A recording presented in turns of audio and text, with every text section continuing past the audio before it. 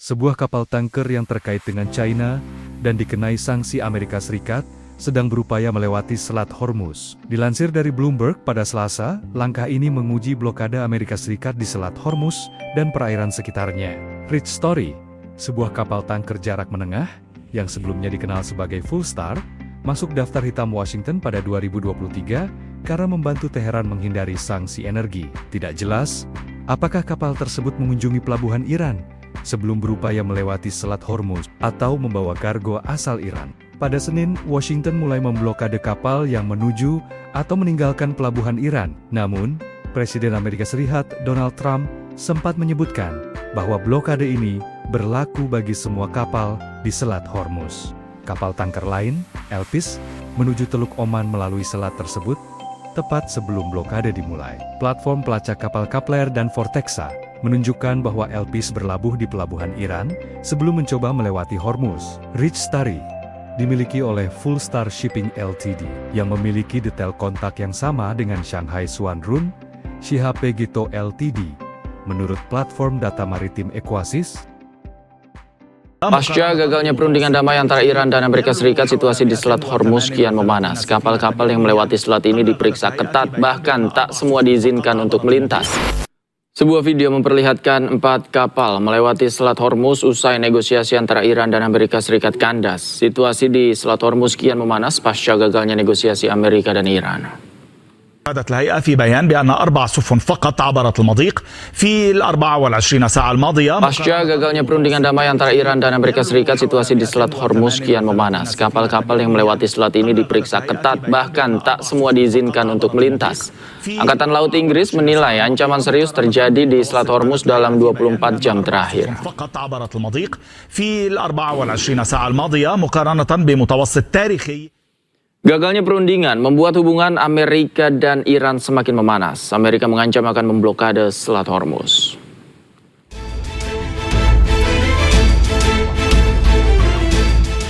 Gagalnya proses perundingan Iran dan Amerika Serikat soal gencatan senjata lanjutan membuat Presiden Amerika Serikat Donald Trump mengancam akan memblokade Selat Hormuz.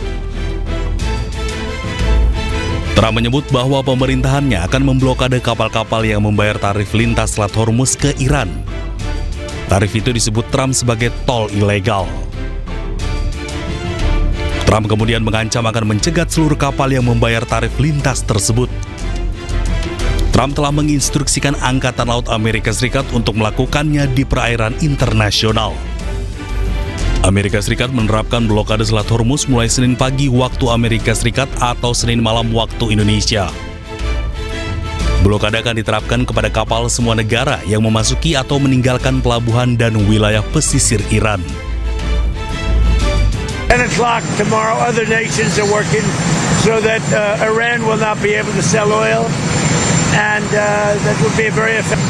But there are many boats heading toward our country to fill up with oil and then go and take it. So they're not going to go through the Hormuz Strait, and ultimately that'll be correct. Sebelumnya, Iran dilaporkan menerapkan biaya lintas kepada kapal tanker yang melintasi Selat Hormuz.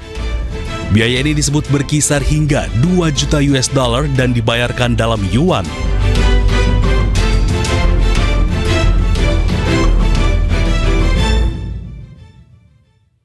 Dampak penutupan Selat Hormuz, Irak mengirim truk tangki BBM melalui jalur darat menuju Suriah.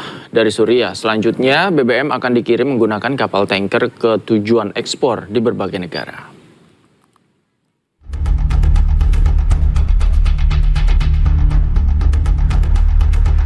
Konvoi puluhan truk tangki bahan bakar minyak milik Irak melintasi perbatasan Al-Tanaf menuju Suriah.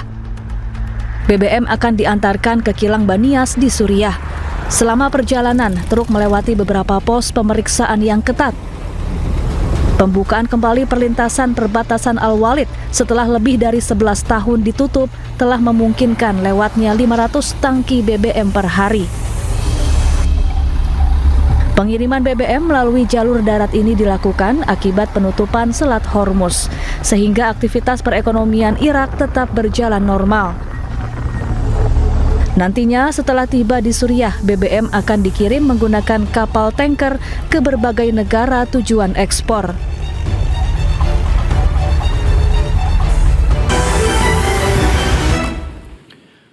Akibat serangan Israel di lebih dari 100 titik di Lebanon, ribuan orang tewas. Masyarakat Lebanon mengatakan serangan Israel adalah pembantaian.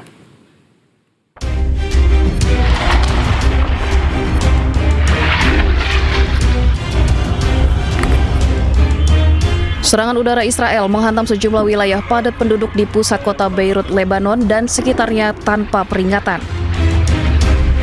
Israel mengklaim telah melancarkan lebih dari 100 serangan udara dalam waktu 10 menit ke target Hizbullah di berbagai wilayah, termasuk Beirut, Lembah Beka, dan Lebanon Selatan.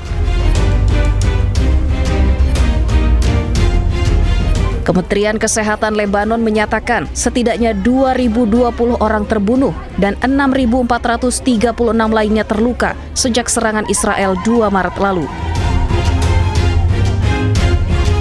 Dari seluruh korban, 165 orang diantaranya adalah anak-anak, 248 wanita, dan 85 tenaga medis. Pada serangan Sabtu, militer Israel membunuh 97 orang dan melukai 133 orang.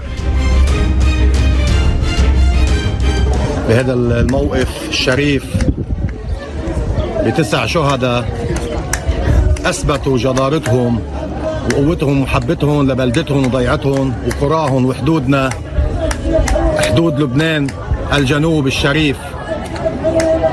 نحن بنعتز فيهم ونحن بنفتخر فيهم. Militer Israel terus melanjutkan operasi melawan Hizbullah dengan menyerang 120 target di Lebanon. Selain menewaskan ribuan orang, serangan Israel juga merusak sejumlah bangunan dan fasilitas umum.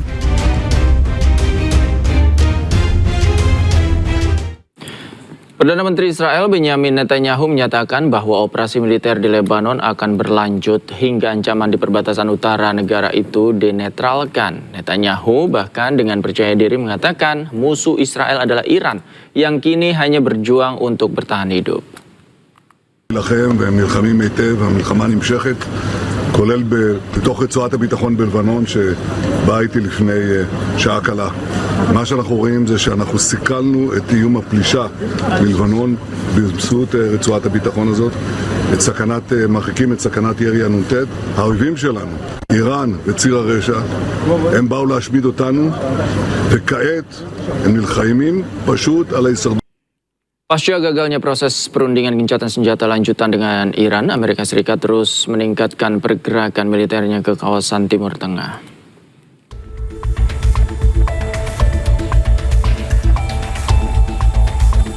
Berdasarkan data pelacakan penerbangan terbaru, sejumlah jet tempur dan pesawat serang telah tiba di kawasan Timur Tengah. Sekitar 2.000 personil dari Divisi Lintas Udara ke-82 Angkatan Darat Amerika berpotensi dikerahkan dalam beberapa hari mendatang.